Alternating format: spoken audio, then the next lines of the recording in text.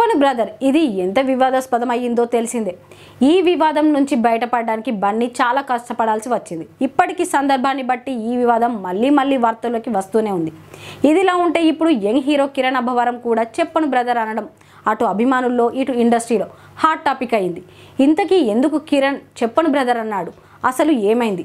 కిరణ్ అబ్బవరం రాజావారు రాణిగారు సినిమాతో హీరోగా ఎంట్రీ ఇచ్చి ఎస్ఆర్ కళ్యాణ మండపం సినిమాతో కమర్షియల్ సక్సెస్ సాధించాడు. ఇక ఆ తర్వాత నుంచి వరుసగా సినిమాలు చేస్తూ యూత్లో మంచి క్రేజ్ సొంతం చేసుకున్నాడు.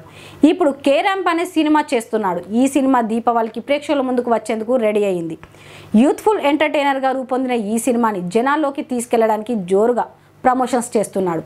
ఏమాత్రం గ్యాప్ ఇవ్వకుండా ప్రమోషన్స్ చేసి కే ర్యాంప్ సినిమాని బాగా జనాల్లోకి తీసుకెళ్లాడు.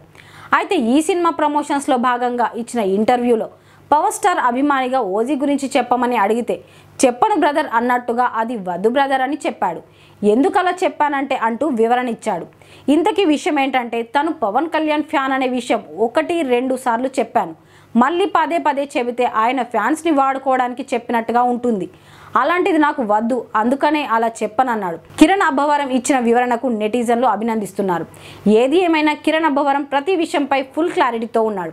మరి కే ర్యాంప్తో ఏ రేంజ్ సక్సెస్ సాధిస్తాడో చూడాలి.